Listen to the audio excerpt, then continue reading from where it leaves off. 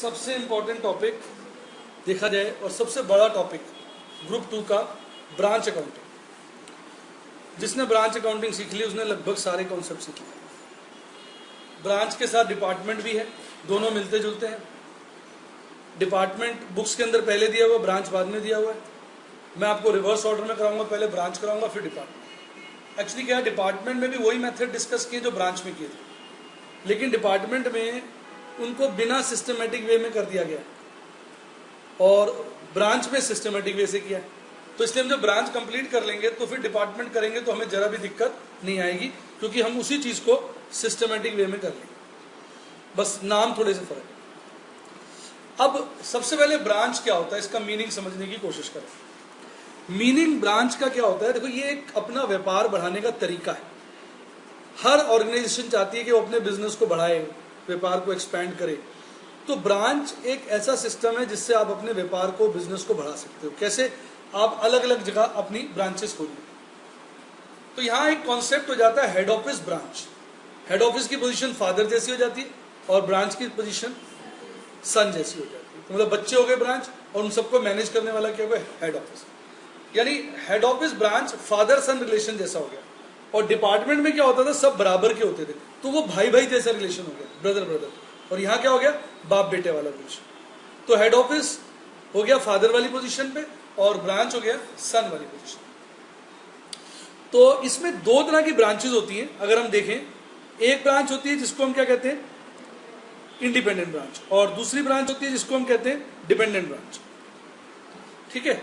अब इंडिपेंडेंट और dependent branch में क्या फर्क है?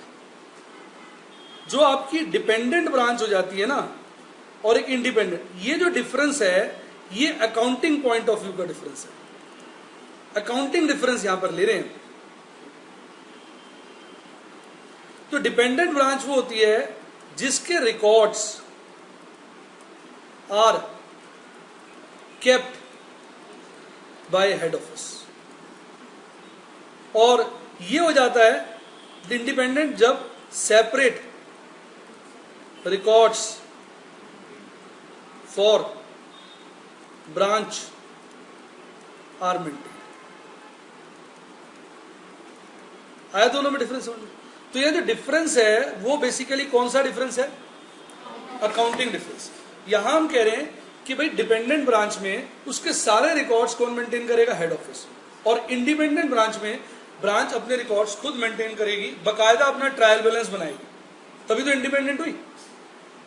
जैसे एक हम पार्टनरशिप फर्म का रिकॉर्ड मेंटेन करते हैं, प्रोप्राइटरशिप का रिकॉर्ड मेंटेन करते हैं, उसमें कैपिटल अकाउंट होता है ना। तो ब्रांच क्या करती है, कैपिटल अकाउंट की जगह हेड ऑफिस अकाउंट खोल लेती है, वो एक प्रकार का उसका कैपिटल अकाउंट हो गया। तो प्रॉपर सेपरेट रिकॉर्ड्स मेंटेन होते हैं। पर जो डिपेंडेंट ब्रांच है उसमें रिकॉर्ड्स किसके पास मेंटेन होते हैं, हेड ऑफिस के पास। तो ब्रांच के मैनेजर का काम तो ये होता है, रोज जाए ब्रांच पे, उसको संभाले, शाम को पैसा इकट्ठा करे, हेड ऑफिस जाके दे आए, खर्चों के लिए उनसे पैसा रख ले, बस। डेली रिपोर्टिंग होगी, एक तरीके से बिल्कुल direct supervision of head office काम है। तो उसको हम बोलते हैं क्या, आपकी डिपेंडेंट ब्रांच, इंडिपेंडेंट ब्रांच। और डिपेंडेंट जो direct control of head office हो गया वो डिपेंडेंट हो गया, और जो अपने रिकॉर्ड सब मेंटेन करेगा वो इंडिपेंडेंट। अब मेथड्स कौन कौन से सजेस्ट किए डिपेंडेंट ब्रांच के, हमारे 3 मेथड सीखने। एक कहलाता है आपका स्टॉक एंड डेटर मेथड, दूसरा कहलाता है ब्रांच पर्सनल अकाउंट मेथड, तीसरा कहलाता है ब्रांच ट्रेडिंग एंड पीएंड। और इंडिपेंडेंट ब्रांच के 2 मेथड होते हैं, एक पार्शियल इनकॉर्पोरेशन, दूसरा फुल इनकॉर्पोरेशन। पार्शियल में क्या होता है और फुल में क्या होता है, इसकी चर्चा हम थोड़ी देर बाद करेंगे। तो डिपेंडेंट ब्रांच में कितने मेथड सीखने हमने, 3, और इंडिपेंडेंट में 2, कुल मिला के 5 मेथड्स का ये चैप्टर होता है। ये इकलौता चैप्टर है जो 3 चैप्टर के बराबर है समझो, क्योंकि इसमें फॉरेन ब्रांच भी है। तो पहले आप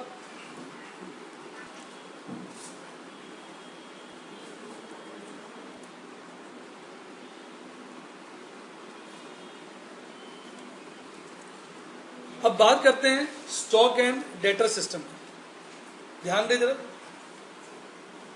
स्टॉक एंड डेटर सिस्टम में हम ये 8 अकाउंट्स बनाते हैं, 1 2 3 4 5 6 7 8, मैक्सिमम 8 अकाउंट्स। इसमें से ये 4 अकाउंट्स तो मस्ट है। अगर क्वेश्चन कहता है प्रिपेयर नेसेसरी अकाउंट्स, तो आप ये 4 अकाउंट बताएंगे। आइए मैं थोड़ी थोड़ी चर्चा करता हूँ, सब अकाउंट्स की हल्की हल्की आपको जानकारी देता हूँ, आपको अच्छा लगेगा। सबसे पहले ब्रांच स्टॉक अकाउंट। ये अकाउंट हमें ये बताता है कि ब्रांच के पास जो माल भेज रहे हैं और जो उससे रिसीव कर रहे हैं उसका क्या हो रहा है। Movement of stock with branch, movement of stock with branch. Branch के पास इतना ओपनिंग स्टॉक है, इतना माल हेड ऑफिस से आया, इतना उसने कैश बेच दिया, इतना उसने क्रेडिट बेच दिया, ये सब बातें हमें ब्रांच स्टॉक अकाउंट बताए। दूसरा अकाउंट है ब्रांच डेटर्स अकाउंट। आप नाम से ही समझ गए होंगे, ये ब्रांच के डेटर्स का मूवमेंट बताएगा। ये नॉर्मल डेटर अकाउंट ही है, क्योंकि इसमें सिर्फ ब्रांच के डेटर्स की बात कर रहे हैं, इसलिए ब्रांच डेटर्स अकाउंट। इसी प्रकार तीसरा आ गया branch cash account. Normal cash account है, movement of cash with branch वो बताएगा। अब ये जो है ना ब्रांच एडजस्टमेंट अकाउंट, ये थोड़ा आपके लिए एक डिफरेंट नेम है। ये एक्चुअली हम बनाते हैं प्रॉफिट और लॉस निकालने के लिए, अर्न्ड बाय ब्रांच। ब्रांच ने क्या प्रॉफिट लॉस निकाला, यानी आप कह सकते हो अपनी देसी भाषा में कि ये उसका P&L अकाउंट है। क्या है? P&L account. फिर ब्रांच एक्सपेंस अकाउंट, नाम बता रहा है एक्सपेंस अकाउंट है, कभी कभार जरूरत पड़ती है बोला हो तो। ब्रांच एसेट्स, जो ब्रांच के लिए स्पेसिफिकली हमने एसेट्स खरीदे उनकी डिटेल। फिर goods send to branch, head office branch को गुड्स भेजेगा ना, तो वो goods send to branch. Head office के पॉइंट ऑफ व्यू से देखा जाए तो सेल्स अकाउंट है, ध्यान से देखो। हेड ऑफिस का देखा जाए उसके लिए तो ये क्या है? सेल्स अकाउंट हेड ऑफिस के लिए। पर अगर हम ब्रांच के एंगल से देखें, दिमाग लगाइए, उसके लिए कौन सा अकाउंट है? ये परचेज, ब्रांच के पॉइंट ऑफ व्यू से। नहीं समझे? Goods send to branch, head office ने ब्रांच को माल भेजा, ये उसकी डिटेल है। और एक ये अकाउंट होता है जिसको हम स्टॉक रिजर्व अकाउंट बोलते हैं, इसकी चर्चा हम आगे करेंगे। तो कुल मिला के मैक्सिमम कितने अकाउंट हमें बनाने पड़ सकते हैं? 8।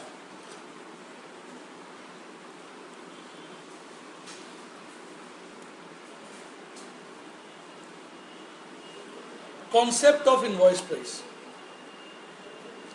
देखिए, आम आदमी को किसी की भी बात करें, सबकी एक ही समस्या है, उसकी कमीज मेरी कमीज से सफेद क्यों। इस पे एड्स भी बने हुए, रिन की झंकार। मतलब क्या हुआ कि हर आदमी इस बात से परेशान है कि दूसरा क्या कमा रहा है। इंसान को इस बात की खुशी नहीं उसके पास क्या है, उसको इस बात की दुख ज्यादा है कि दूसरे के पास क्या है। आप अपने भी एग्जाम्पल फिट कर लीजिए, मुझ पे कर लीजिए, किसी पे भी कर लीजिए। आपने मान लीजिए नई होंडा सिटी खरीदी और आप बड़े खुश हैं, भाई साहब घर जा रहे हैं, मैंने भाई साहब आज होंडा सिटी खरीदी है, आज नई एकदम अपनी पसंद कलर की, पहुंचूंगा, आस पड़ोस वाले लोग कितने खुश हो जाएंगे। और आपने जैसी घर पहुंचे गाड़ी पार्क की और आपके सामने वाले ने खट से उसी वक्त नई सिविक पार्क कर दी। फिर देखिए आपका मूड कैसा होगा, आपको लगेगा बेकार ही हो गया यार, आपको शेयर करने का मन नहीं करेगा। मैं ये अच्छा है या बुरा है के पॉइंट ऑफ व्यू से नहीं कह रहा हूं, मैं एक सच्चाई बता रहा हूं। हम ये चर्चा नहीं कर रहे कि अच्छी बात है बुरी बात है, ऐसा नहीं करना चाहिए। मैं कह रहा हूं ऐसा होता है, आदमी का मूड स्पॉइल हो जाता है। आपका रिजल्ट आया, आपको पता चला भाई साहब आपको उम्मीद थी 80% आएंगे, आपके आगे भाई साहब 94%, आप खुशी के मारे फूले नहीं समारे। इतनी देर में आपके दोस्त के 95 आए भाई साहब, आपका तो क्या यार, एक और आ जाता है। नहीं, वो 3 इडियट का डायलॉग नहीं है, दोस्त फेल हो जाए तो यार बड़ा दुख होता है, और अगर कहीं फर्स्ट आ जाए तो दुख की सीमा ही नहीं रहती, तो बहुत ज्यादा दुख होता है। यानी कॉम्पिटिटिवनेस हमारे यहाँ, तो उसी के ऊपर एक्चुअली ये पॉइंट बना है जिसकी लोग चर्चा नहीं करते हैं। मैं आपको इसका लॉजिक समझा रहा हूँ। होता क्या है, जैसे हमने सपोज थोड़ी देर के लिए मैंने अर्पित को अपनी ब्रांच का मैनेजर बना दिया, छोटी ब्रांच है, ये मैनेज कर रहा है आराम से। अब मेरे को कोई गुड्स आते हैं 100 रुपए के, मैं इसको 100 रुपए के भेज देता हूँ, बता देता हूँ भाई 100 रुपए कॉस्ट है, और इससे कहता हूँ 150 का बेच दे, ये 150 का बेच देता है। अब इसको पता चल गया ना कि गुड्स कितने के आते हैं, 100 के, और बिकते कितने के, 150 के।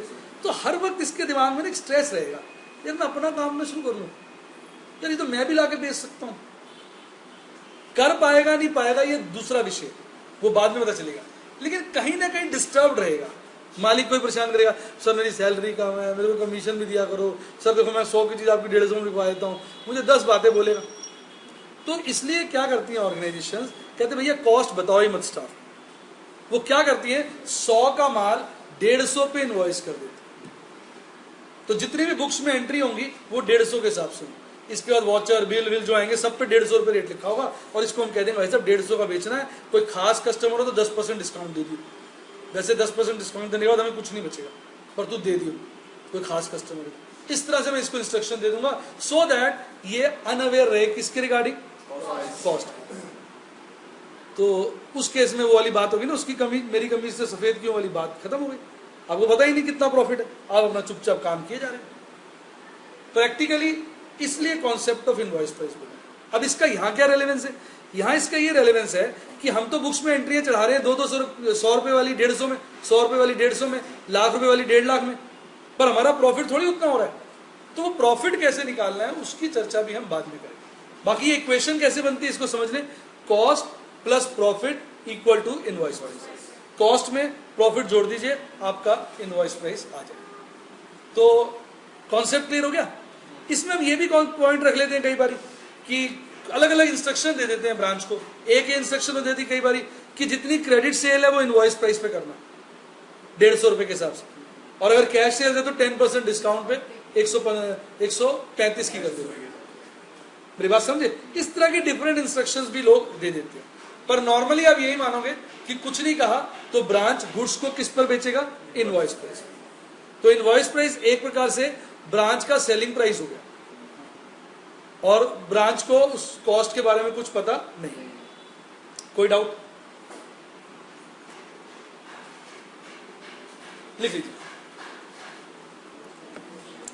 अगला कॉन्सेप्ट है ब्रांच स्टॉक अकाउंट का फॉर्मेट। ये नॉर्मल स्टॉक अकाउंट है, नॉर्मल एसेट अकाउंट है। जब भी ब्रांच के पास स्टॉक बढ़ेगा तो स्टॉक डेबिट हो जाएगा। Debit what comes in, debit increase in asset, कैसे भी देख सकते हैं। तो जब भी ब्रांच के पास स्टॉक बढ़ेगा तो ब्रांच स्टॉक अकाउंट डेबिट हो जाएगा, और जब भी ब्रांच के पास स्टॉक कम होगा तो ब्रांच स्टॉक अकाउंट क्रेडिट हो जाएगा। क्रेडिट व्हाट गोज आउट लगा दीजिए, या क्रेडिट डिक्रीज इन एसेट। अब मैं ऐसे फिगर्स बोल के आपको बताता हूं, आपको अच्छा लगेगा, चीज समझ में आ जाएगी। मैं ब्रांच हूं थोड़ी देर के लिए, मेरे पास शुरू में 10,000 का माल पड़ा था मेरी ब्रांच के पास। चलिए मैं हेड ऑफिस हूं, मेरी ब्रांच के पास शुरू में ओपनिंग स्टॉक इन हैंड 10,000 का था। मैंने उसको साल में 2 लाख का माल भेजा तो ब्रांच का स्टॉक बढ़ गया। ब्रांच ने इसमें से 50,000 कैश बेच दिया, इसमें से 1,50,000 क्रेडिट बेच दिया। कुछ माल डेटर्स को पसंद नहीं आया था 10-15,000 का, उन्होंने वापस कर दिया। वापस कर दिया तो क्या होगा, ब्रांच का स्टॉक बढ़ जाएगा। कुछ इसमें से माल ब्रांच ने देखा डिफेक्टिव है, ये बिक नहीं पाएगा, और वो उसने हेड ऑफिस को लौटा दिया। एक प्रकार से ये परचेज रिटर्न हो गई, इससे ब्रांच का स्टॉक कम हो गया, और लास्ट में जो बच गया वो नीचे आ जाएगा बैलेंस में। कभी कभार इसमें कुछ पॉइंट्स आ जाते हैं, वो किस तरह के, लॉस के। मान लीजिए 3,000 का स्टॉक आग में जल गया तो वो एबनॉर्मल लॉस हो गया।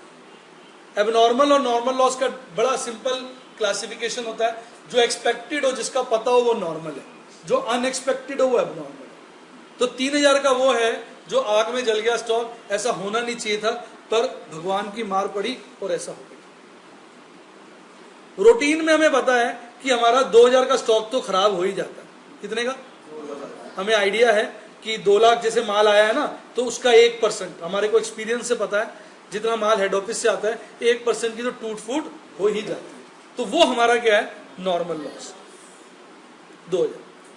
क्योंकि एक्चुअल कितना हुआ 5, सोचा क्या था आपने 2, तो 2 नॉर्मल हो गया और 3 एबनॉर्मल हो गया। इसी तरह कभी कभी गेन भी हो जाता है, जिसके चांसेस कम है पर प्रभु की माया है, वो भी जाता है।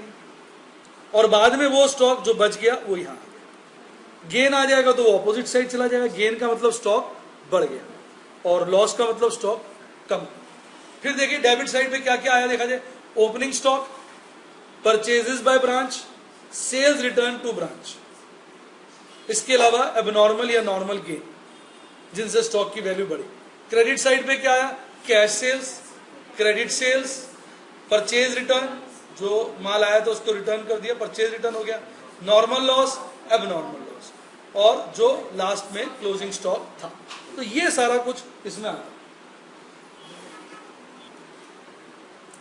देखो मैंने आपको बताया नॉर्मल गेन क्या होता है, नॉर्मल गेन या नॉर्मल लॉस क्या होता है, एक्सपेक्टेड। एबनॉर्मल गेन या एबनॉर्मल लॉस क्या होता है, अनएक्सपेक्टेड। वैसे तो क्वेश्चन ही आपको बता देगा कौन सा नॉर्मल है कौन सा एबनॉर्मल है। कई बार क्या होता है, आपको सब चीजें दी होती हैं, क्लोजिंग स्टॉक भी दिया होता है, ठीक है, क्लोजिंग स्टॉक भी दिया होता है। अब या तो बैलेंस इस साइड आ रहा है या बैलेंस इस साइड आ रहा है, मेरी बात समझे आप, सब कुछ दिया हुआ है, opening stock, goods sent to branch, branch debtors से sales return, cash sales, credit sales, goods return to head office, closing balance, opening balance, सब दिया हुआ है। दोनों साइड को मैच होना चाहिए, पर मैच नहीं हो रही। अगर तो बैलेंस क्रेडिट साइड पे आ रहा है इसका मतलब वो लॉस है, और अगर बैलेंस डेबिट साइड पे आ रहा है तो इसका मतलब वो गेन है। तो कुछ ये प्रैक्टिस है कि अगर लॉस आ रहा होता है ना तो उसको हम मान लेते हैं एबनॉर्मल,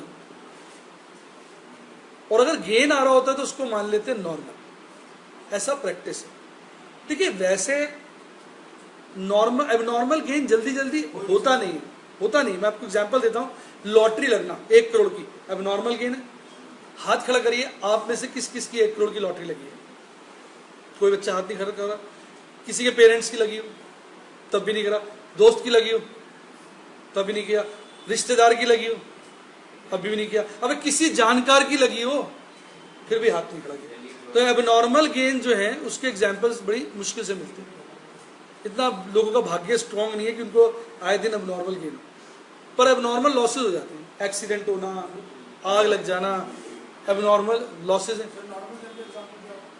बताता हूँ नॉर्मल गेन का भी बताता हूँ, पहले समझ रहे हैं मेरी बात को, मैं बताता हूँ। तो मैं आपसे कहूँ किस किस का मोटरसाइकिल से एक्सीडेंट हुआ है, टक्कर हुई है, तो कई बच्चे हाथ खड़ा करेंगे। मैं पूछ नहीं रहा हूँ, अच्छा नहीं लगता बच्चों से हाथ खड़ा करवाना, पर आप में से कई बच्चों को कोई ना कोई इसमें ये कोई बड़ी एबनॉर्मल बात है, फिर भी होती रहती है। एक्चुअली नॉर्मल गेन का एक ही कारण है जो नॉर्मल कोर्स में आता है, मैं समझा देता हूँ। नॉर्मल गेन का कारण क्या होता है, जब आपने माल महंगा बेच दिया, हिंदी में कहावत है ना, मुर्गा देख के काट दिया, बकरा काट दिया, यानी कि आपने क्या करा, ये रेट जो है ना इनवॉइस प्राइस से ज्यादा बेच दिया। हेड ऑफिस ने आपको 150 का माल भेजा था, आपने मौका देख के 160 का बेच दिया, तो 10 रुपए का क्या आ जाएगा, गेन। उस गेन को फिर नॉर्मल मानो कि आप, हम ये मानते हैं कि नॉर्मल कोर्स में ऐसा हो जाता। अगर कुछ नहीं बोला, वो खुद बोलता है कि ये वन टाइम है, क्या है, फिर वो एबनॉर्मल हो जाएगा। तो गेन जो है ऐसा है ना, देखो इधर देखो, 160 का माल, 150 का माल आया, अगर वो 150 का बेच देता स्टोरी खत्म हो जाती। वो क्या करता, मौका देख के बेचता था, उसने 160 का बेच दिया, तो 10 का क्या आ गया, गेन। इस तरह के गेन को हम नॉर्मल गेन कहते हैं। अब नॉर्मल गेन के भी एग्जांपल हो सकते हैं, जैसे हमारी चांदनी चौक में शॉप है, एक आदमी आया था रायपुर से, उसने सामान खरीदा और वो लेके जाना था ट्रेन से ही, वो बाई चांस 2 बैग छोड़ गया और वो ट्रेन में बैठ गया। उसका वो 2 बैग लेने तो आएगा नहीं, उतना उसका भाड़ा लग जाएगा। तो एज ए शॉपकीपर हमें वो 2 बैग्स का क्या हो गया, जो सेल किया था वो गेन हो गया। तो एबनॉर्मल गेन के चांसेस थोड़े कम होते हैं। बाकी ज़्यादा डिटेल में या इसको माइंड में डिस्टर्ब करने वाली बात नहीं है। कुछ ना बोलो, बैलेंस आ रहा हो क्रेडिट साइड तो एबनॉर्मल गेन मानो और लॉस मानो, और अगर डेबिट साइड बैलेंस आ रहा हो तो नॉर्मल गेन। गेन हो तो नॉर्मल, लॉस हो तो एबनॉर्मल। अगर कुछ नहीं कहा, साथ में इसके ऊपर आप एक नोट डाल दीजिएगा तो आपको परेशानी नहीं होगी। ये चीज मैंने यहां पर दी है, जो पॉइंट्स मैंने बताए सारे के सारे आपके सामने आ गए।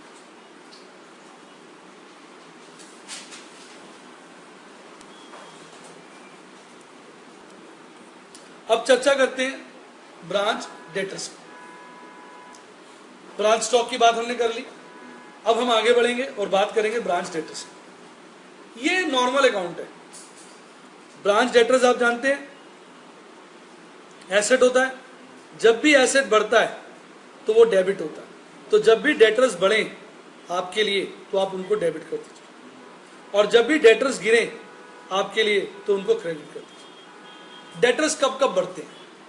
पहला केस, आपने उनको माल बेचा तब बढ़ेंगे, या उनका चेक डिसऑनर हो गया, क्योंकि आप पैसे मांगोगे उनसे, भैया वो चेक डिसऑनर हो गया, तो डेटर बढ़ने से, या आपने उनको पैसे लेने लेट पेमेंट का कोई इंटरेस्ट चार्ज कर दिया, इन कारणों से डेटर बढ़ते हैं। और डेटर घटते किस वजह से? Sales return, payments, bad debts, discounts, bills receivable accepted, इन सब की वजह से। तो मैं एक ओरल क्वेश्चन बोल के, ओरल फिगर्स बोल के आपको बताता हूं, अच्छा लगेगा। सिंपल डेटर्स अकाउंट है। साल के बिगिनिंग में हमने डेटर से 20,000 रुपये लेना, उनको हमने 5 लाख का सेल किया, क्लियर, जिसमें से उन्होंने हमें 3.5 लाख का पेमेंट कर दिया। 30,000 का माल पसंद नहीं आया था, वापस कर दिया, ठीक। 40,000 के उन्होंने बिल्स रिसीवेबल एक्सेप्ट कर ली, हमारे लिए BR हो गए। 10,000 का हमने डिस्काउंट दे दिया। 5,000 एक डेटर हमारे खा गया। 15,000 का एक चेक डिसऑनर हो गया था, जिससे डेटर्स बढ़ गए। अब बैलेंस क्या निकलाएगा? क्लोजिंग बैलेंस कितना आ रहा है? 1 लाख, पूरा 1 लाख रुपया हमारा क्लोजिंग बैलेंस है। तो सिंपल और साधारण डेटर्स अकाउंट है, जिसमें कुछ भी नहीं है। जब भी डेटर बढ़े डेबिट, जब भी डेटर घटे क्रेडिट। कोई भी एक फिगर मिसिंग हो सकती है जो आपको एज बैलेंसिंग फिगर निकालनी है। जिस फिगर पे मैं सर्कल बना देता हूं वो मेरे उस एग्जाम्पल की बैलेंसिंग फिगर है। जैसे कि इसमें हमने मान लिया कि क्लोजिंग बैलेंस क्या हो गया? Balancing figure. कोई डाउट?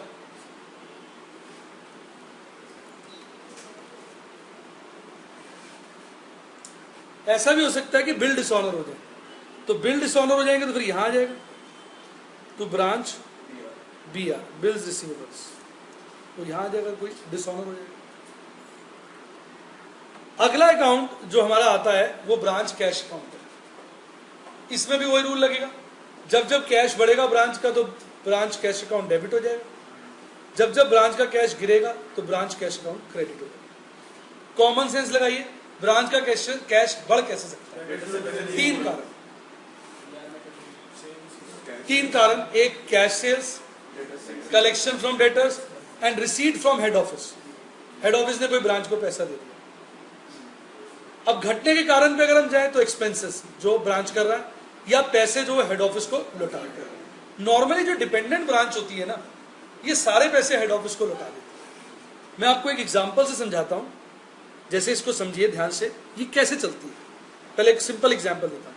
हमने ब्रांच के पास 10,000 का बैलेंस रखा हुआ है। हमने कहा भाई आप जो है रोज आया करो हमारे पास, 10,000 बैलेंस रख लो, रोज आया करो शाम को, मैनेजर से कह दिया, और जितनी सेल्स हुई हो, कलेक्शन हुई, हमें दे दिया करो, और जो खर्चे हुए हमसे ले लिया करो। तो अगर मैं साल भर का अकाउंट बनाऊंगा तो देखो कैसा बनेगा। ये है कैश सेल्स जो ब्रांच स्टॉक से आई है। साल भर में 2 लाख की कैश सेल्स हुई, 3 लाख रुपए डेटर से कलेक्ट हुए। तो ब्रांच प्रैक्टिकली क्या करता होगा, ये पूरे के पूरे 5 लाख उसने हेड ऑफिस को दे दिए। साल भर में उसने 25,000 रुपए के खर्चे किए जो उसको हेड ऑफिस से मिल गए। इस वजह से उसका ओपनिंग और क्लोजिंग बैलेंस क्या रहेगा? सेम। इस सिस्टम को हम इंप्रेस सिस्टम भी बोलते हैं। पेटी कैश अकाउंट जैसे मेंटेन करते हैं, आपने छोटी क्लासेस में सीखा भी है। इसमें सिंपल सा लॉजिक है कि 10,000 रुपए हमने ब्रांच को दे दिए, भैया शाम को आया कर, जितना खर्चा हो वो ले जाया कर, जो कलेक्शन हो वो दे जाएगा। तो रोजाना branch manager collection head office को पकड़ाएगा, जो पैसे खर्च हुए होगा उनसे ले लेगा, तो रोज उसका ओपनिंग क्लोजिंग बैलेंस क्या हो जाएगा? मैच। जब पूरे ईयर का बनाऊंगा तो पूरे ईयर में जो जो कलेक्शन हुई, बेसिकली कहां से? कैश सेल्स और कलेक्शन फ्रॉम डेटर्स, वो दोनों की दोनों हेड ऑफिस को जमा करा देगा, और जो उसके खर्चे हुए वो उसको हेड ऑफिस से मिल जाएंगे। ओपनिंग क्लोजिंग बैलेंस सेम आएगा। इस सिस्टम को हम इंप्रेस्ड सिस्टम भी कहते हैं। क्लियर हुआ आप लोगों को? आनंद आया? अब कई लोग क्या करते हैं, वो एक अकाउंट ना बना के ब्रांच कैश 2 अकाउंट बना लेते हैं। जो इंप्रेस्ड वाला सिस्टम होता है, जो खर्चों का होता है, उसको बोल देते हैं ब्रांच पेटी कैश, और जो रेगुलर होता है उसको बोल देते हैं ब्रांच कैश। तो मैं इसी वाले एग्जांपल को इसमें प्लेस करके दिखाता हूं। जो 2 लाख, 3 लाख और 5 लाख जो मोटी ट्रांजैक्शन है वो आ जाती है ब्रांच कैश अकाउंट में। 2 lakh cash sales, 3 lakh collection from debtors और 5 lakh remittance to head office. Head office को जो पैसे दिए जाते हैं उसको बोलते हैं remittance, remittance to head office. Petty cash की पोजीशन ये थी 10,000 ओपनिंग बैलेंस, खर्चा कितना हुआ था 25,000, और वो 25,000 रीइंबर्स हो गया था किससे, हेड ऑफिस। तो उससे क्या हुआ, क्लोजिंग बैलेंस वापस 10 आ गया। तो 25 जो हेड ऑफिस से मिला, ब्रांच कैश बढ़ गया, जो हेड ऑफिस को दिया ब्रांच कैश कम हो गया, ओपनिंग क्लोजिंग बैलेंस सेम। तो इस प्रकार से हम इनके 2 अकाउंट भी बना लेते हैं।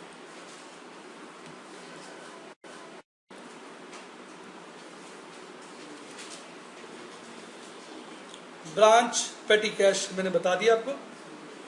अब बात करेंगे ब्रांच एडजस्टमेंट की। बेटा ब्रांच एडजस्टमेंट अकाउंट आपके लिए एक नई चीज है। इसके 2 पार्ट होते हैं, upper part, lower part. Upper part trading account की तरह हमें ग्रॉस प्रॉफिट निकाल के देता है, लोअर अकाउंट P&L पार्ट की तरह नेट प्रॉफिट निकाल के देता है। अपर पार्ट थोड़ा डिफरेंट स्टाइल से बनता है, लोअर पार्ट बिल्कुल नॉर्मल P&L अकाउंट है। अपर अकाउंट की जो हम चर्चा करेंगे वो थोड़ा आपके लिए डिफरेंट है, कुछ ये हायर परचेज एडजस्टमेंट अकाउंट की तरह जब आपने पढ़ रखा है उससे कोरिलेट करेंगे, थोड़ा आसान लगेगा, पर मैं आपको पूरी चर्चा से बताता हूं। अब पहले इस ब्रांच स्टॉक अकाउंट को देखिए। जिन 3 चीजों को मैंने पर्पल किया हुआ है, ध्यान दें आप, 1 कैश सेल्स, 2 क्रेडिट सेल्स और 3 सेल्स रिटर्न। अगर ध्यान से सोचे, इसको आप ट्रेडिंग अकाउंट से कंपेयर करें तो ट्रेडिंग अकाउंट में सेल्स और सेल्स रिटर्न को छोड़कर सभी चीजें कॉस्ट पे होती है, हाँ के ना, तभी वहां ग्रॉस प्रॉफिट आता है। पर यहां हमारी प्रैक्टिस क्या होती है, हम ब्रांच मैनेजर को कॉस्ट बताना नहीं चाहते तो हम उसको जो फिगर्स है वो इन्फ्लेटेड वैल्यूज पे देते हैं। तो इस करके ब्रांच स्टॉक अकाउंट से हमारा ग्रॉस प्रॉफिट नहीं आता। ध्यान से देखा जाए ब्रांच स्टॉक अकाउंट कुछ भी नहीं है पर ट्रेडिंग अकाउंट ही है। पर इसकी समस्या क्या है, इसमें सारी की सारी फिगर सेलिंग प्राइस पे। पर branch trading normal trading account में क्या होता है, सेल्स और सेल्स रिटर्न छोड़ के सब कुछ कॉस्ट पे होता है, तो वहां जीपी निकलाता है, या सभी फिगर किस पे है, सेलिंग प्राइस पे, तो इसलिए जीपी आ ही नहीं पाता। तो हम क्या करते हैं, इन 3 चीजों को छोड़कर, सेल्स 2 तरह की और सेल्स रिटर्न, बाकी सब चीजों की अनलोडिंग कर देते हैं, अर्थात लोडिंग को हटा देते हैं। जो हमने उस वैल्यू को बढ़ाया है ना उसको हटा देते हैं। तो हटाएंगे किस साइड, ऑपोजिट साइड। तो वो अगर हम इसी अकाउंट में हटा दें तो इसी में ग्रॉस प्रॉफिट निकल जाएगा। यानी इस फिगर का जो एक्स्ट्रा पार्ट है उसको क्रेडिट साइड पे लिख दें, इस फिगर का जो एक्स्ट्रा पार्ट है उसको क्रेडिट साइड पे लिख दें, इस फिगर का जो एक्स्ट्रा पार्ट है उसको डेबिट साइड पे लिख दें, इस फिगर का जो एक्स्ट्रा पार्ट है उसको डेबिट साइड पे लिख दें, तो यही ग्रॉस प्रॉफिट आ जाएगा। लेकिन फिर ये अकाउंट हॉच पॉच सा हो जाएगा। इसलिए हम क्या करते हैं, जिन जिन चीजों पे, इन 3 चीजों को छोड़ दीजिए, पर्पल वाली, सेल्स और सेल्स रिटर्न, बाकी सभी चीजों की हम अनलोडिंग कर देते हैं अपर पार्ट में। ब्रांच एडजस्टमेंट देखिए अपर पार्ट है, अनलोडिंग कर देते हैं, और इससे क्या होता है, अपर पार्ट में हमारा ग्रॉस प्रॉफिट आ जाता है। जैसे समझिए थोड़ी देर के लिए, इसी से समझते हैं, ये बस थोड़ा ये समझ लेंगे तो समझ लीजिए हमारा मेन गेम हो गया। कॉस्ट प्लस प्रॉफिट क्या होता है, इनवॉइस प्राइस। मान लो कॉस्ट 100 है, प्रॉफिट 25 है, इनवॉइस प्राइस 125 है, तो इसका रिलेशन बनाइए, ये 25/125 क्या हो गया, 1/5। मान लो ये फिगर है 40,000, हम इसकी 1/5 प्रॉफिट हटा देंगे, लोडिंग कर देंगे, कैसे, ऑपोजिट साइड, यहां लिख देंगे 1/5 8,000। समझ आ रहा है कि नहीं आ रहा है? कितना सिंपल है। इसी तरह मान लीजिए ये जो गुड्स सेंट टू ब्रांच है ये 2 लाख का है, कितने का है, 2 लाख का है। इसकी अनलोडिंग कहां कर देंगे, ऑपोजिट साइड, 2 लाख का 1/5 40,000। समझ आया आपको? इसी तरह मान लीजिए ये जो परचेज रिटर्न है ब्रांच के लिए वो 20,000 की है, 20,000 का 1/5 4,000, वो हम अनलोडिंग यहां कर देंगे 4,000। मान लीजिए लास्ट में ब्रांच के पास स्टॉक बच गया 60,000 का, 1/5 12,000, इसकी अनलोडिंग यहां कर देंगे 12,000। लॉसेज और गेन की भी होगी, पर वो थोड़ा सा चर्चा मांगते हैं, इसलिए जरा रुक के समझाना चाह रहा हूं। तो पहले आप ये बताइए, आपको अनलोडिंग वाला कॉन्सेप्ट समझ में आ गया और इसका लॉजिक समझ में आ गया? मैं एक बार फिर बोल देता हूं आपकी तसल्ली के लिए। ब्रांच स्टॉक अकाउंट को ध्यान से देखने से हमें पता चल जाता है ये नॉर्मल ट्रेडिंग अकाउंट है, पर इसमें समस्या क्या है, इसकी सारी की सारी फिगर्स सेलिंग प्राइस पे, इनवॉइस प्राइस पे, इसलिए इसमें ग्रॉस प्रॉफिट नहीं निकल पाता। नॉर्मल ट्रेडिंग अकाउंट में सेल्स और सेल्स रिटर्न को छोड़कर सब चीजें कॉस्ट पे होती हैं, इसलिए हमने क्या फैसला किया कि सबकी अनलोडिंग उतार दें। अब अनलोडिंग उतार दें, लोडिंग उतारने की प्रक्रिया को अनलोडिंग बोलते हैं। लोड उतारना मतलब अनलोड कर देना। और किस साइड किया जाएगा? Opposite side. डेबिट साइड का क्रेडिट, क्रेडिट साइड का डेबिट। और अगर वो मैं यही कर देता ना तो यही जीपी निकलाता, पर अच्छा नहीं लगता, इसलिए वो मैंने अलग अकाउंट में किया। अब बेटे एक बात सुननी है बड़े ध्यान से, पहले मैं लॉस के बारे में बता रहा हूं, मैंने ऐसी फिगर्स ली है लॉस की, उसको समझे आप। लॉस जो होता है ना एबनॉर्मल, उसकी भी अनलोडिंग होती है। जैसे एबनॉर्मल लॉस इसमें कितना है? 500 है, तो 500 का 1/5 100, तो 100 की इसकी 1/5 की अनलोडिंग ऊपर हो जाएगी और 4/5 नीचे दिखा देते हैं। समझे? एबनॉर्मल लॉस है, दिख 500 रहा है, एक्चुअल में ये इन्फ्लेटेड फिगर है, 1/5 उसमें प्रॉफिट एलिमेंट है, वो हटाया तो एक्चुअल लॉस क्या हो गया? 400। तो इसलिए P&L पार्ट में एक्चुअल 400 ही दिखाया है, और अपर पार्ट में मैंने क्या दिखा दिया? उसका अनलोडिंग एलिमेंट 100। अब प्रश्न उठता है भाई उसको नीचे क्यों दिखाया अब नॉर्मल को? कारण ये है कि जब भी हम ग्रॉस प्रॉफिट निकालते हैं वो नॉर्मल वाला निकालना है। अगर मैं इस 400 को भी ऊपर दिखा देता तो मेरा ग्रॉस प्रॉफिट कम हो जाता, फिर वो नॉर्मल वाला थोड़ी रहता। ग्रॉस प्रॉफिट हमें कौन सा निकालना होता है? जो नॉर्मल कोर्स में हम कमाएंगे। इसलिए बेटे अब नॉर्मल लॉस की अनलोडिंग ऊपर होती है और उसकी कॉस्ट नीचे आती है। पर जो नॉर्मल लॉस है, रिपीट, जो नॉर्मल लॉस है वो पूरा का पूरा, इसकी अनलोडिंग नहीं होगी, ये बेटे पूरा का पूरा ऊपर आ जाएगा फुल। रीजन अभी तो बताया कि नॉर्मल ग्रॉस प्रॉफिट चाहिए। जब नॉर्मल लॉस पूरा दिखाऊंगा तभी तो नॉर्मल ग्रॉस प्रॉफिट आएगा। तो कई बच्चों को इस पे डिस्प्यूट होता है, वो परेशान होते रहते हैं, सर ऐसा क्यों करते हैं? आप देखिए, आपको क्लियर हुआ कि हमने ग्रॉस प्रॉफिट वो निकालना है जो नॉर्मल कोर्स में कमाते हैं, इसलिए अब नॉर्मल लॉस की मात्र अनलोडिंग ऊपर करी और जो एक्चुअल में लॉस हुआ था उसको नीचे P&L में दिखाया अब नॉर्मल। और जो नॉर्मल लॉस है वो सारा का सारा ऊपर ही दिखा दिया, ताकि गेन कौन, ग्रॉस प्रॉफिट कौन सा है? नॉर्मल। यही बात बिल्कुल किसके साथ होगी? अब नॉर्मल गेन के साथ और नॉर्मल गेन के साथ, बस होंगे किस साइड? ये ऑपोजिट साइड। तो इसमें अब नॉर्मल गेन 1000, नॉर्मल गेन 3000। देखिए पूरा का पूरा 3000 ऊपर दिखाया, क्यों? नॉर्मल है। जो 1000 है उसका 1/5 200 ऊपर दिखाया, 4/5 800 नीचे दिखाया। इसके बाद मेरे बच्चे सारे खर्चे जैसे P&L में दिखाए जाते हैं, आप नीचे दिखाइए और आपका नेट प्रॉफिट आ जाएगा। खर्चे क्या क्या हो सकते हैं? डिस्काउंट, बैड डेट्स, ब्रांच द्वारा किए गए खर्चे, हेड ऑफिस द्वारा ब्रांच के लिए किए गए खर्चे, ब्रांच के एसेट्स का डेप्रिसिएशन, और अगर ब्रांच कोई हेड ऑफिस के एसेट यूज करता है उसका डेप्रिसिएशन, और अगर हेड ऑफिस कोई ब्रांच से सर्विस चार्ज लेता है कि भाई मैं तेरे को इतना काम करता हूं, तेरे लिए कुछ सर्विस चार्ज दे, तो वो ब्रांच के लिए खर्चा है, हेड ऑफिस के लिए इनकम। तो सारे खर्चे आप P&L पार्ट में दिखाएंगे तो आपका नेट प्रॉफिट आ जाएगा। तो नेट प्रॉफिट तभी आएगा जब सारे खर्चे दिखा देंगे, और ये बिल्कुल नॉर्मल P&L की तरह बनाया गया है। ऊपर वाला पार्ट इनडायरेक्ट वे से निकाला गया। रिपीट, इनडायरेक्ट क्यों? क्योंकि सिर्फ हमने अनलोडिंग की और मैंने उसकी पूरी थीम आपको लॉजिक के साथ समझा दी है। उम्मीद करता हूं आपको बिल्कुल क्लियर हो, तो इसे आप कॉपी कर लीजिए। चलिए चर्चा को आगे बढ़ाते हैं। अब एक दो पॉइंट्स डिस्कस करते हैं, उसके बाद हम अपना एक आध क्वेश्चन करेंगे, उससे आपको कॉन्फिडेंस आएगा। Goods return bye debtors.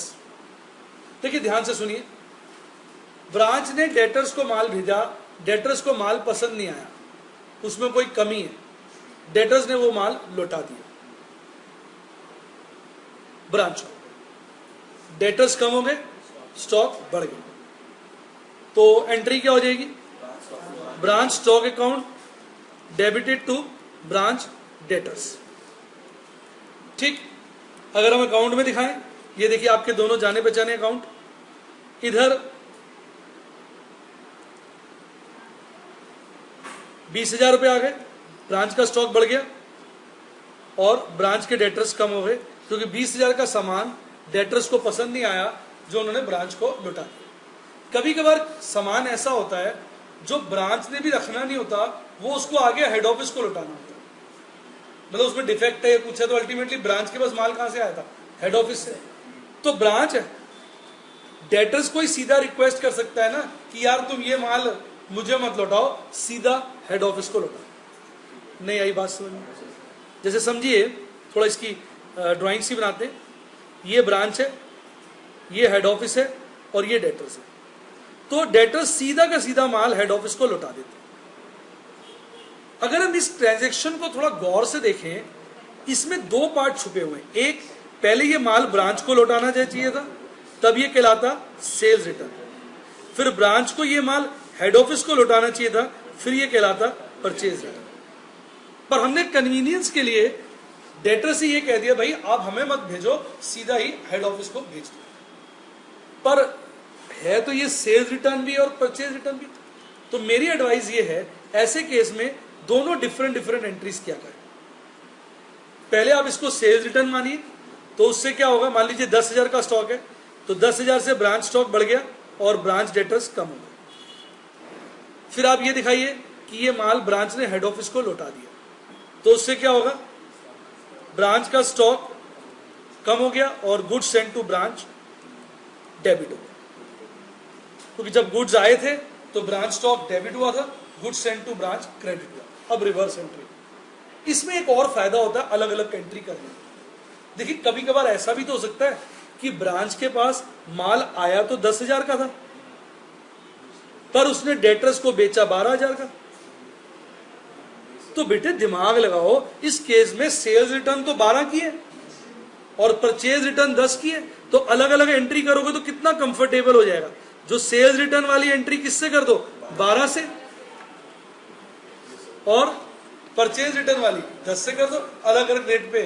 हुआ तो ऐसा हो जाता है, आपको बताया था ना नॉर्मल गेन का कारण, कि भाई ब्रांच मौका देख के डेटर्स को महंगा बेच देता, उसने महंगा बेच दिया, वो माल वापस आ गया। क्रिस्टल क्लियर हुआ आपको? तो उस केस में ये क्या होगा, मैं ये 12 और 10 से करके दिखा रहा हूं। किससे? उस केस में क्या होगा, डेटर्स कम हुए 12 से, स्टॉक बढ़ा 12 से, और फिर स्टॉक कम हुआ 10 से। 2,000 का जो प्रॉफिट इफेक्ट था वो हट गया ना। देखिए डेबिट साइड बढ़ गई तो 2,000 का प्रॉफिट कम हो गया, उसका इफेक्ट आ गया। नॉर्मल गेन आया होगा ना, वो कम हो जाएगा। नॉर्मल गेन क्या होगा, बैलेंसिंग फिगर। अब 12 दिखाया डेबिट में, 10 दिखाया क्रेडिट में, तो 2 का असर पड़ गया ना वापस, 2 से नॉर्मल गेन कम हो जाएगा। यानी जो कस्टमर से आपने नॉर्मल गेन कमाया था, वापस आने की वजह से वो कैंसिल हो गया, उसका इफेक्ट इसमें शामिल हो गया। तो मैंने लिख दिया है इनके बारे में कि ये है रिटर्न टू ब्रांच, जो सिर्फ ब्रांच को रिटर्न हुआ है। ये रिटर्न टू हेड ऑफिस है, यहां इसको हमने सेल्स रिटर्न दिखाया, और ये फिर हमने परचेज रिटर्न दिखाया। तो मैंने बना दिया। और ये मैंने वो रिटर्न दिखाई है जो ब्रांच अपने आप से हेड ऑफिस को रिटर्न कर रहा है, अपने आप से, मतलब वो सेल्स रिटर्न वाला नहीं है। उसी के पास आया, उसने देखा माल खराब है 35,000 का, उसने वापस कर दिया। पूरा क्लियर हुआ? छोटे छोटे कॉन्सेप्ट बेस करा रहा हूं, इनको याद कर लीजिए। पूरा क्वेश्चन इनका मिश्रण होता है, इनका जोड़ होता है, उसमें कोई नई बात नहीं। 8 पॉइंट है तो 8 पॉइंट से जुड़ के एक क्वेश्चन बनता है, किसी में 4, किसी में 5, किसी में 3। पॉइंटों को याद कर लीजिए। क्लियर हो गया आपको ये concept? Goods return bye debtors.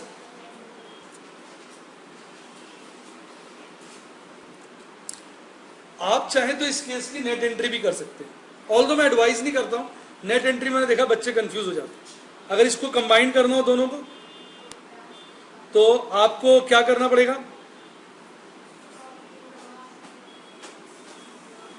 देखा, ऑल्दो मैं इसको पसंद नहीं करता, पर फिर भी अगर आप नेट एंट्री करना चाहें तो आपको ब्रांच स्टॉक अकाउंट डेबिट करना पड़ेगा 2,000 से, goods sent to branch debit करना पड़ेगा 10,000 से, और ब्रांच डेटर्स क्रेडिट करना पड़ेगा 12,000 से। मतलब ये हुआ कि जो 2,000 के प्रॉफिट आपने कमाए थे वो आपके कैंसिल आउट हो गए ब्रांच स्टॉक। पर नीचे वाला आपको ना कंफ्यूज ही करेगा। मेरी आपको सिंसियर एडवाइस है कि आप 2 एंट्री करा करें, कभी भी एक ना करें, भले अमाउंट इक्वल हो, तो आपको कभी दिक्कत नहीं आएगी।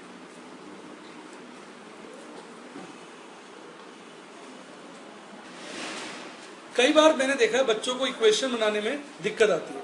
इक्वेशन तो सिंपल है, cost plus profit equal to invoice price. इसको मैंने नाम दिया स्लाइड को प्रॉफिट का पंगा। इसमें सिंपल रूल आप ये लगाओ, जिस चीज पर भी प्रॉफिट हो उसको 100 मान। मैंने 3 क्वेश्चन दिखाए हैं। पहला क्वेश्चन है प्रॉफिट इज 25%। जब सिर्फ इतना बोला हो तो ये इंप्लाइड होता है कि ये प्रॉफिट कॉस्ट पर है, तो आप कॉस्ट को 100 माने, प्रॉफिट 25 हो गया, इनवॉइस प्राइस 125 हो गई, और आपका ये रिलेशन निकलाया, क्या निकलाया, 1/5। अगर क्वेश्चन ये कहता है, सेकंड पॉइंट में मैंने बोला है, अगर क्वेश्चन ये कहता है ग्रॉस प्रॉफिट रेशियो इज 25%, इसका मतलब वो सेलिंग प्राइस यानी इनवॉइस प्राइस का 25%। ऐसी स्थिति में आप इनवॉइस प्राइस को 100 माने, प्रॉफिट 25 हो जाएगा, कॉस्ट 75 निकलाएगी, और इसमें आपका रिलेशन प्रॉफिट का इनवॉइस प्राइस से क्या हो जाएगा, 1/4, और कॉस्ट प्राइस से क्या हो जाएगा, 1/3। अगर क्वेश्चन ये कहता है कि profit is 25% of invoice price, तो सेकंड और थर्ड केस बिल्कुल सेम होगा। इसमें इसको आप 100 मानेंगे, ये इसका 25% हो जाएगा, और ये बैलेंसिंग फिगर 75 आ जाएगी। इसका रिलेशन कॉस्ट के साथ 1/3 हो गया, और इनवॉइस प्राइस के साथ 1/4। ये 1/3 1/4 यूज करते हैं हम लोग जब अनलोडिंग करनी होती है। अनलोडिंग के लिए तो यूज करेंगे 1/4, लास्ट वाले की बात कर रहा हूं, तो 1, इसलिए इक्वेशन बनाना जरूरी है। आखिरी एक छोटा सा नोट, कोई खास बात नहीं है इसमें, कुछ ना बोला हो स्टॉक के बारे में कि वो कॉस्ट प्राइस पे है या इनवॉइस प्राइस पे, आप मान के चला करें वो इनवॉइस प्राइस पे है। डाउट लगे तो एक नोट डाल दें कि I have assume that all the figures are at invoice price, क्योंकि वो इनवॉइस पे होता है। ब्रांच मैनेजर को तो हम बताते नहीं ना कुछ, तो कुछ ना बोलो, it is a presumed assumption कि वो इनवॉइस प्राइस पर होगा। बाकी फिर भी आप एक छोटा सा नोट दे दें तो अच्छा रहेगा। आइए क्वेश्चन नंबर 1 करेंगे। पहला क्वेश्चन आराम से करना है बिल्कुल, ताकि क्लैरिटी हो। From the following details you are required to prepare branch account. Branch account बोला, लेकिन मैं आपको पहला question stock and debtor method से करा। For the year ended 31/12/91, assuming that goods are consigned at cost plus 25%। तो सबसे पहले हमारी इक्वेशन बन जाएगी, ऊपर हम सबसे इक्वेशन लिख देंगे, कॉस्ट 100, प्रॉफिट 25, इनवॉइस प्राइस 125%। तो इससे क्या होगा, जो प्रॉफिट है वो 1/5 ऑफ इनवॉइस प्राइस हो जाएगा और 1/4 ऑफ कॉस्ट। अब कहता है balance on 1 January 91, stock at cost price. अब कॉस्ट प्राइस दिया हुआ स्टॉक, तो कॉस्ट प्लस 1/4, 50,000 का 1/4 जोड़ लो, 62,500। तो ओपनिंग स्टॉक कितने का हो गया, 62,500। 50,000 में हमने 1/4 प्रॉफिट का जोड़ दिया, क्योंकि ब्रांच स्टॉक अकाउंट किस पे बनता है, इनवॉइस प्राइस पे। पेटी कैश का बैलेंस दिया हुआ है साहब 3,000 रुपए, नीचे गए कैश अकाउंट में और वहां बैलेंस लिखा 3,000 रुपए। ब्लैंक पहले फॉर्मेट बना लीजिए, ये फॉर्मेट इसका फिक्स्ड है, fill in the blanks question बन जाए। जल्दी करने का एक तरीका, मोटा मोटा फॉर्मेट बना लें, फिर फटाफट भर लें। ब्रांच फर्नीचर अलग है, फर्नीचर ब्रांच के 5,000, अभी हम उसका अकाउंट नहीं बना रहे। Goods sent to branch during the year at cost 2 lakh. तो गुड्स सेंट टू ब्रांच ये वाली फिगर, कॉस्ट प्लस 1/4, 2 लाख में 1/4 जोड़ देंगे तो इनवॉइस प्राइस आ जाएगा 2.5 lakh. 2 lakh plus 1/4 50,000, invoice price आ गया 2.5 लाख। अब expenses met by head office, हमारे कैश पे कोई असर नहीं आएगा। रीजन, ये खर्चे तो हेड ऑफिस ने दिए, इसका पेमेंट हेड ऑफिस ने किया। हेड ऑफिस कैश कम होगा, हमारा कैश कम नहीं होगा। खर्चे हैं 1000, 2000 और 500, 3500। इधर देखिए, इसको स्ट्रेट अवे P&L में दिखा देंगे 3500। ब्रैकेट में लिख भी दिया हेड ऑफिस कैश, यानी इसका पेमेंट हेड ऑफिस ने किया। चाहो तो ब्रैकेट में 3500 का बाइफर्केशन भी दे दीजिए कि सैलरी 1000 है, रेंट 2000 है और miscellaneous expenditure 500। Sales at branch, cash और क्रेडिट। कैश 1 लाख है, इधर देखिए स्टॉक 1 लाख से कम हो जाएगा, सेल हुई है, और कैश 1 लाख से बढ़ जाएगा, सेल हुआ है, कैश सेल्स है।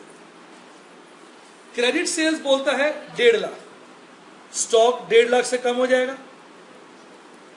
और डेटर्स 1.5 लाख से बढ़ जाएंगे, क्योंकि क्रेडिट सेल्स है, डेटर्स से 1.5 लाख लेना। कोई doubt? Next, collection from debtors 55,000। Debtors कम हो गए 55,000 बाय कैश, और कैश बढ़ गया 55,000 टू डेटर्स, या कहिए to branch debtors. Expenses met by branch of its petty cash later remitted by head office were 2,500। 2,500 branch ने खर्चे हेड ऑफिस से मिल गए। इधर देखिए, ये ब्रांच ने खर्चे तो ब्रांच का कैश कम हो गया, और हेड ऑफिस से मिल गए तो ब्रांच का कैश बढ़ गया। खर्चे तो बाय ब्रांच एक्सपेंस, पैसा आया टू हेड ऑफिस कैश। क्योंकि बेटा ये खर्चा है, दिमाग लगाइए, ये यहां पर P&L में भी आ जाएगा 2,500। क्लैरिटी के लिए मैंने ब्रैकेट में लिख दिया, पहले वाला ब्रांच कैश से हुआ है, दूसरे वाला हेड ऑफिस कैश से। देख रहे कितना आसान है, स्टोरी की तरह क्वेश्चन पढ़ रहे हैं और आपका हो जाएगा अगर आपको टर्म्स क्लियर है। आगे बढ़ते, बैड डेट्स 2000, 3000। आइए यहां सामने ही खड़े तो दिखा देते हैं, बैड डेट 2000, डिस्काउंट 3000। तो 2000 के बैड डेट्स खर्चा है और 3000 के डिस्काउंट, और इन दोनों से हमारे डेटर्स भी कम हो जाएंगे। Bad debts 2000, discount 3000। अब मैं इससे फारिग हो गया, सब कुछ कर दिया मैंने। अब मुझे देखना है अकाउंट्स कैसे क्लोज किए जाए। ब्रांच डेटर्स की तरफ देखूं, ओपनिंग बैलेंस नील है, कुछ बोला नहीं, और आइटम्स भी नील हो सकती है, कोई ऐसी आइटम्स नहीं है, तो इसमें तो ये बैलेंसिंग फिगर आ जाएगी। बताइए क्या आ रही है? 1,50,000 में से 60,000 चला गया, 90,000 आ गया। इधर देखिए, इसमें ये सब चीजें नील हो सकती है, कोई प्रॉब्लम नहीं है, ऐसी कोई फिगर नहीं है जो बड़ी अर्जेंट सी हो। बस एक क्लोजिंग बैलेंस निकलाएगा 62,500। इसमें आप ये मानिएगा कि ये जो दोनों कलेक्शन है, ये दोनों की दोनों हमने किसको दे दी? हेड ऑफिस को, 1,55,000। तो इससे क्या होगा? हाँ, एक फिगर हमने पढ़ी नहीं है, जरा उसको कर लेते हैं। क्लोजिंग बैलेंस हो जाएगा 3,000, मैंने एक लाइन छोड़ दी है, थोड़ा सा चेंज आ जाएगा भाई साहब। नीचे क्लोजिंग स्टॉक फिगर दे रखी है जो हमने छोड़ दी है, 2 लाइनें 3 लाइनें। आइए जरा इनको भी देख लें, इसका इफेक्ट इसी आइटम पर आएगा। इसको हटा देते हैं, बहुत बढ़िया। नीचे का पैराग्राफ छूट गया था, अगर नीचे का पैराग्राफ नहीं दिया हो तो जो मैंने किया वो होगा। अब अगर नीचे दिया हुआ, आइए उसको एडजस्ट करें। 2 मिनट देखें आप, देखिए डेप्रिशिएट फर्नीचर बाय 10%। आपको याद होगा फर्नीचर कितने का था? 5,000 का। 10% उसको डेप्रिशिएट करना है, तो वो 500 रुपए डेप्रिसिएशन के नाम का यहां आ गया। Depreciation on asset of branch ₹3,000। Head office provides depreciation on asset of branch 3,000। मतलब एक तो ये 5%, 10% हो गए उस 5,000 पे। इसके अलावा भी हेड ऑफिस के पास कुछ एसेट होंगे जो ब्रांच यूज करता है, तो उसका हेड ऑफिस ने और डेप्रिसिएशन चार्ज किया है 3,000। ऐसा होता है ना। ये वाले 5,000 के एसेट तो प्योर ब्रांच के होंगे, जो ब्रांच ही यूज करता होगा, तो इसलिए उसका 10% डेप्रिसिएशन निकाल लिया। और काफी सारे एसेट कभी हेड ऑफिस ने यूज किए, कभी ब्रांच ने यूज किए, तो उसका हेड ऑफिस ने डेप्रिसिएशन ब्रांच को चार्ज कर दिया, भाई तेरे हिस्से का डेप्रिसिएशन 3,000। तो ये लाइन छूट गई थी, इसलिए इसको कर रहे। 2,000 हेड ऑफिस कह रहा है भाई मुझे सर्विस चार्जेस के चाहिए, तो वो 2,000 हमने यहां दिखा दिया सर्विस चार्ज एक्सपेंस, और वो हेड ऑफिस P&L में इनकम आ जाएगा, वो हमें बनाना नहीं है, अदरवाइज वो हेड ऑफिस की इनकम है। और लास्ट में स्टॉक दिया हुआ है 55,000, तो स्टॉक 55,000 यहां आ जाएगा, और अब हमारे पास जो बैलेंसिंग फिगर आएगी वो आ रही है डेबिट साइड। कहाँ आ रही है?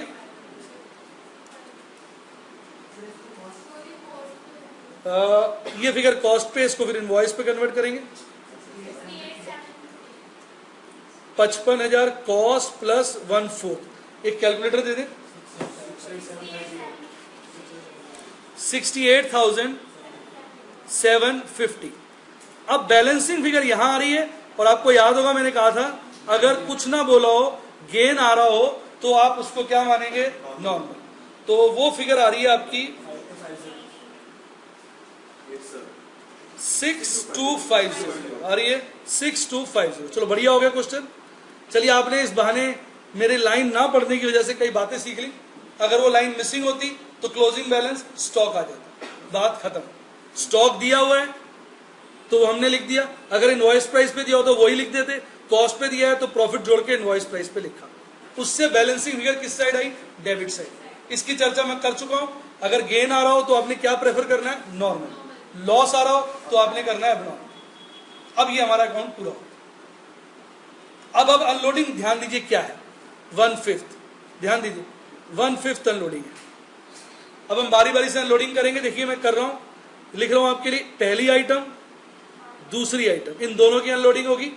पहली की 12,500, दूसरी की 50,000। इधर देखिए ओपनिंग स्टॉक की 12,500 और दूसरे की 50,000। मैं नंबर डाल रहा हूं आपके रेफरेंस के लिए 1 और 2, समझे आप? और जो नॉर्मल गेन होता है आपको याद होगा वो पूरा आता है, फुल। याद करिए। तो ये जो थर्ड आइटम है ये फुल आ जाएगी।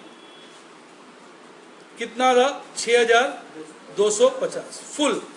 थर्ड लिख भी दिया 100%। और ये सब क्या आई है? 1/5 1/5। अब क्रेडिट साइड पे आइए, सिर्फ एक ही आइटम है 68,750, फोर्थ आइटम। इसकी अनलोडिंग करेंगे 1/5। 68,750 था, डिवाइड बाय 5 कितना था? 68,750 68,750 डिवाइड बाय 5 13,750 की अनलोडिंग आ रही है। Closing stock reserve 13,750। ये मेरी फिफ्थ आइटम है और यहां मेरा ग्रॉस प्रॉफिट निकला है। देखिए ग्रॉस प्रॉफिट कितना है?